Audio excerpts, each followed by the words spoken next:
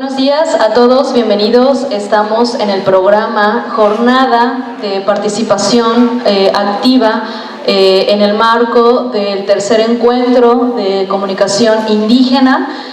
Nuestro tema del día de hoy es la reforma de las telecomunicaciones en torno a las radiodifusoras indígenas de nuestras comunidades oaxaqueñas. Bueno, hoy tenemos a dos invitados especiales, estamos transmitiendo en vivo. Ellos son Eric de la Huerta, integrante de Redes AC, y Miguel Ángel de la Rosa Vázquez de Educa. Bienvenidos. En torno a todo esto que se ha ido generando con la reforma a la Ley de Telecomunicaciones, ¿cuál es el panorama actual de esta legislación? Si es que nosotros como medios indígenas, comunitarios, estamos considerados dentro de una ley. Bueno, pues muchas gracias por el espacio para poder compartir esta reflexión. Yo iniciaría diciendo que estamos en un momento muy importante, estamos en un momento crucial. Justamente en el mes de junio del año pasado, de 2013, se aprobó en la Constitución Política de los Estados Unidos Mexicanos la reforma constitucional en materia de telecomunicaciones y radiodifusión.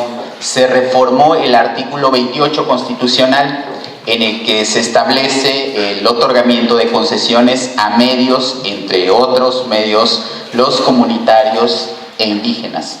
Esta es una reforma sin precedentes en la historia de nuestro país, pero además hay un antecedente.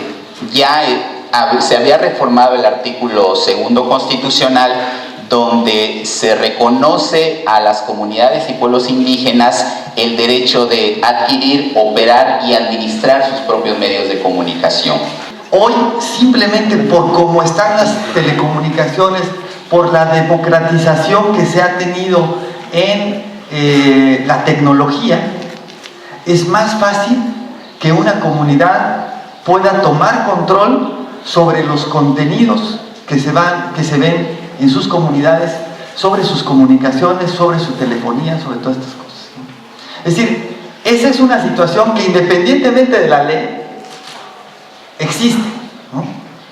Pueden a través de la ley tratar de frenar, pero ya hoy, hace poco nos comentaban por acá que tenían una radio, que llegó la policía, se las tumbó, luego la volvieron a poner y sigue funcionando, y otra vez se la volvieron a quitar y luego pusieron otra vez.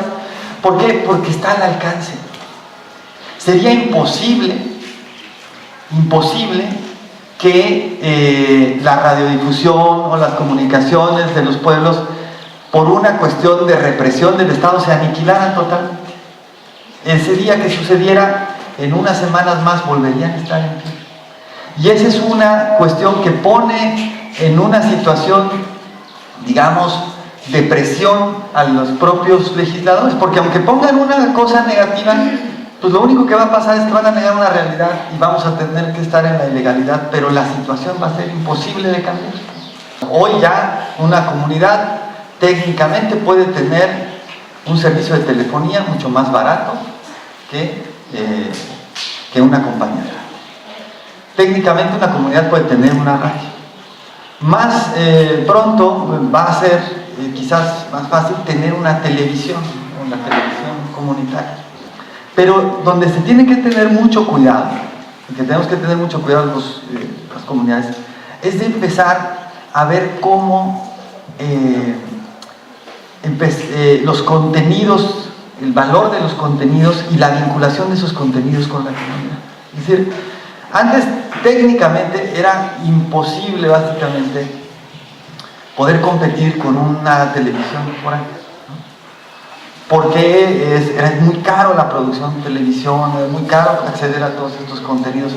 Hoy es posible técnicamente, pero lo que te va a permitir estar compitiendo con una televisión de fuera, cualquiera que ésta sea, es la calidad de tus contenidos, el valor que tengas, la vinculación que esto tenga con la comunidad, el interés. Y entonces es en esa parte donde se va a poner atención. Es decir, yo hace poco decía en una entrevista que le quedan pocos años al monopolio televisivo, tal como está. Porque ya hay mucha gente que ya no ve la televisión. O sea, ya muchos jóvenes ya no ven, buscan videos empiezan a buscar los contenidos que son de interés en el internet. Entonces, ese es como el momento en que estamos, una oportunidad tecnológica muy importante que nos va a permitir poder reivindicar, apropiarse del espectáculo. Nos gustaría que pudieran comentarle a todo nuestro auditorio, a esos hombres, a esas mujeres, muchos de ellos participan en proyectos de comunicación, otros son dirigentas campesinas preocupadas por la situación ecológica en sus comunidades, en fin, al público en general, ¿cuáles son los vacíos que hay en materia indígena en la reforma que ahorita se está proponiendo? ¿Cuáles son esos vacíos? Bueno, pues en este caso yo creo que hay ya un marco legal de los derechos a la comunicación indígena, que son básicamente dos grandes derechos, que es el derecho a contar con condiciones para que los pueblos indígenas puedan adquirir, administrar y operar sus medios de comunicación, y el otro es acceder a medios no indígenas sin discriminación. Es decir, este es un derecho, este último casi no se plantea, pero la ley y el artículo 16 de la Declaración de Derechos de los Pueblos Indígenas de la ONU lo señala, que además de que los pueblos indígenas pueden tener su radio, su TV comunitaria, los otros medios masivos de telecomunicación, sean públicos o sean comerciales, deben incorporar programación indígena, porque el derecho a la libertad de expresión es en los vías. Entonces ellos tienen que estar ahí. Pero por otra parte hay otro derecho, el derecho de la audiencia a recibir una programación plural. Es decir, cada persona, cada individuo, tenemos derecho a tener una visión amplia de lo que pasa en el mundo, a ver cómo vive una comunidad, cómo vive otra, si estamos en un país multicultural, tenemos derecho a saber eso.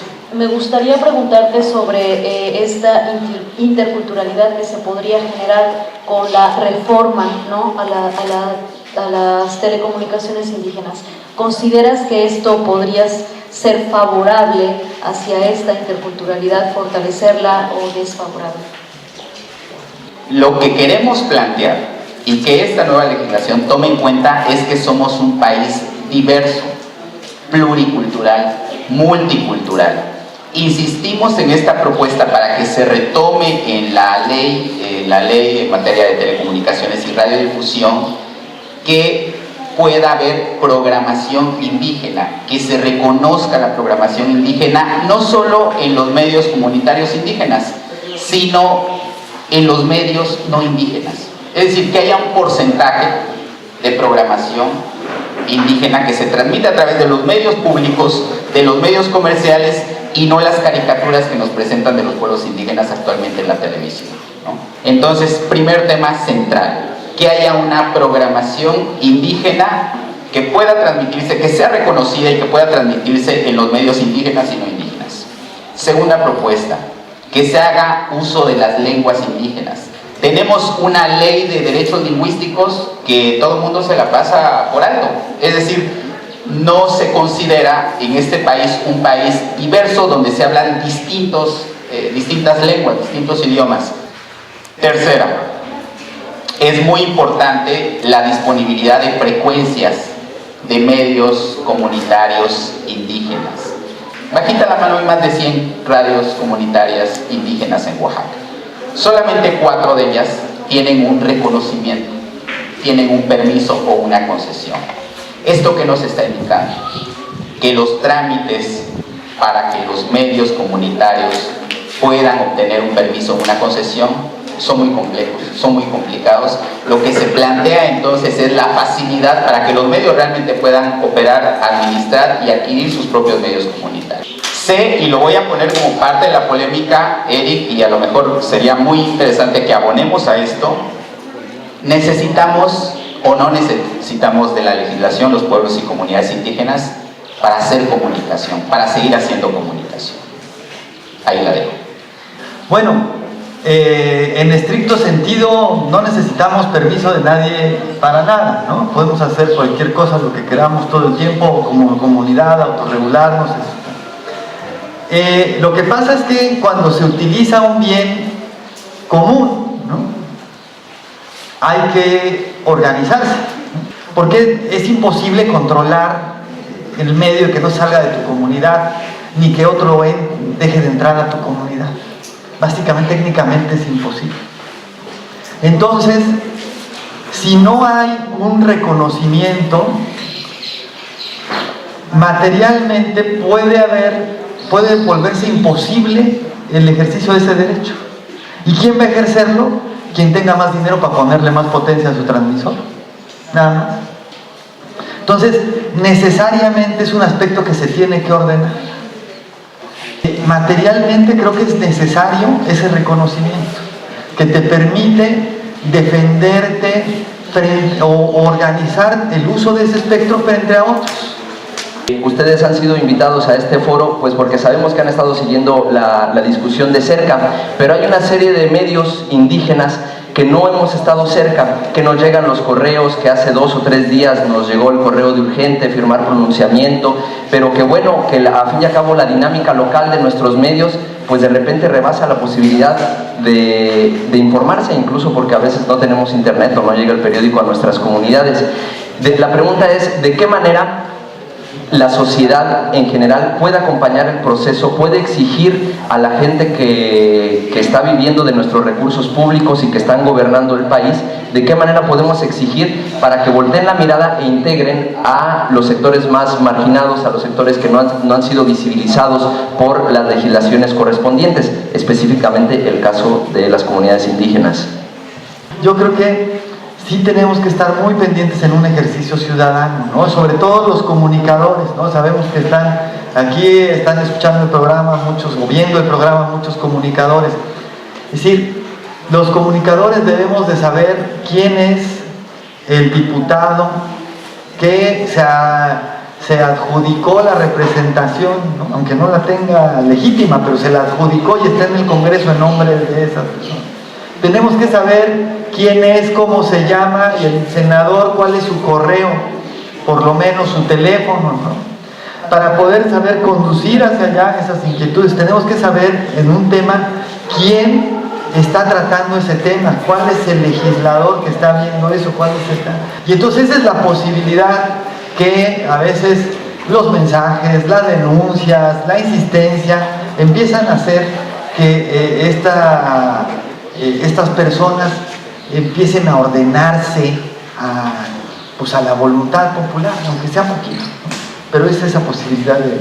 Como decía Eric, hay quienes han resultado muy beneficiados de hacer uso de un espacio público, ¿sí?, que es concesionado, no es de ellos, ¿no? Los monopolios de la telecomunicación en este país no son dueños del espacio radioeléctrico, son concesionarios de ese espacio. Y es muy importante tomar en cuenta esta reflexión, porque entonces nosotros como ciudadanos, como ciudadanía, podemos exigir a los legisladores, a los senadores, a los diputados, que legislen, uno, de cara a la ciudadanía, de cara al pueblo, y dos, que respondan. No les estamos pidiendo mucho, les estamos pidiendo que legislen en base a la reforma constitucional que ya está aprobada, que ya es ley en este país. Y no solamente eso, sino que legislen en base a los convenios internacionales que ha suscrito México. Convenio 169 de la OIT, Declaración de Derechos Humanos de Naciones Unidas, entre otros convenios. Todo lo que le estamos pidiendo a los legisladores es justamente eso. Cuando se pregunta entonces qué papel nos toca ese, el de exigir. Y hay múltiples maneras de cómo podemos exigir a los legisladores.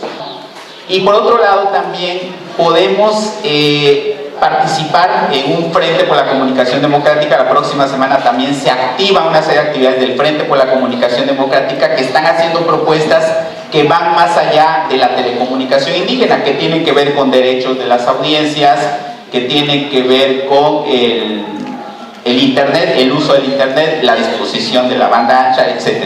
Nuestros invitados van a dar respuesta breve y general a las preguntas que, bueno, nuestro público que nos está viendo nos hizo el favor de compartir y enviar. Tenemos una primera pregunta que llegó aquí al modesto estudio de grabación. ¿Qué va a pasar si las comunidades o iniciativas comunitarias deciden no acatarse a la legislación de telecomunicaciones? Bueno, lo que preguntan es, ¿qué va a pasar si deciden no acatarse a la ley? Bueno, pues sí, ahora sí que pasa lo mismo que cuando uno decide no acatar una ley, ¿no? Pues, está en resistencia y de repente pues puede llegar alguien y cerrarnos la radio y llevarse los equipos, y eso es lo que puede pasar, ¿no? Independientemente de si esto cambia.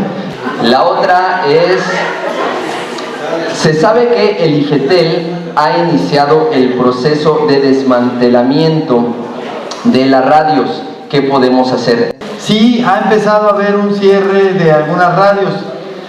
Tengo entendido que ninguna ha sido en Oaxaca ni en Chiapas, justamente porque sí hay un interés de este instituto de cerrar, no cerrar radios indígenas, ¿no? Eso sí es, como se han pronunciado, decir, no queremos cerrar radios indígenas. Pues porque ya ha habido, pues está el caso de Ñongda, ¿no? Que fue como una cosa muy fuerte, muy vergonzosa para la propia autoridad de una radio que está sirviendo a la comunidad de la sierra. Entonces, pero bueno, pues sí, el cierre puede ser que se empiecen a dar en cualquier momento. Preguntaban qué hacer.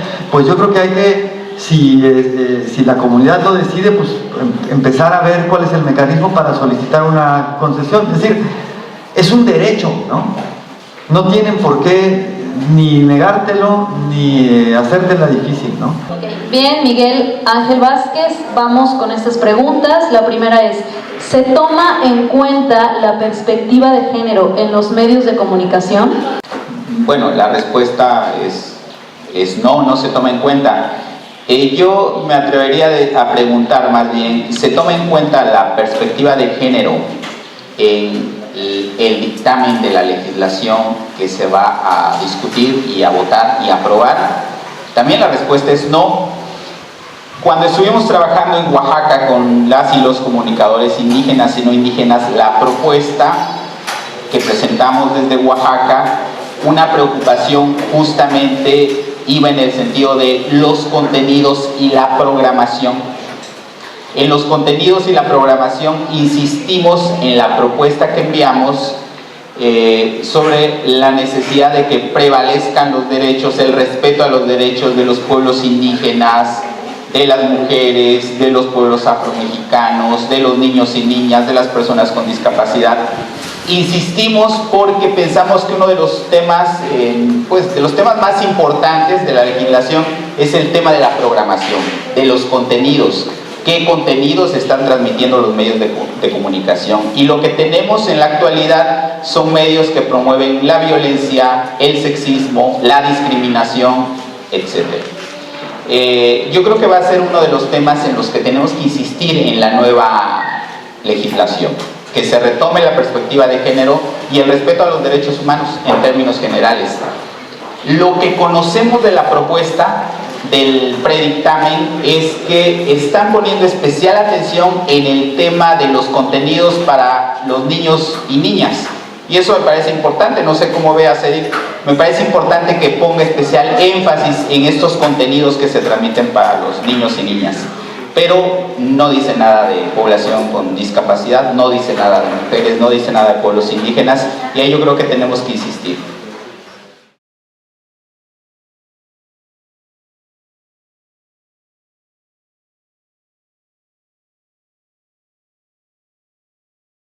Conoce a las comunidades y pueblos indígenas el derecho de adquirir, operar y administrar sus propios medios de comunicación. Hoy, simplemente por cómo están las telecomunicaciones, por la democratización que se ha tenido en la tecnología, es más fácil que una comunidad pueda tomar control sobre los contenidos que se ven en sus comunidades sobre sus comunidades. Especiales, estamos transmitiendo en vivo. Ellos son Eric de la Huerta, integrante de Redes AC, y Miguel Ángel de la Rosa Vázquez de Educa. Bienvenidos. En torno a todo esto que se ha ido generando con la reforma a la Ley de Telecomunicaciones, ¿cuál es el panorama actual de esta legislación?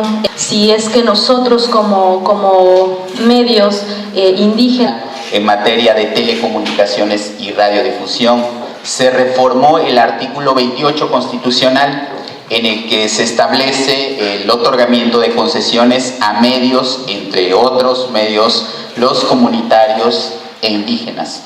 Esta es una reforma sin precedentes en la historia de nuestro país, pero además hay un antecedente.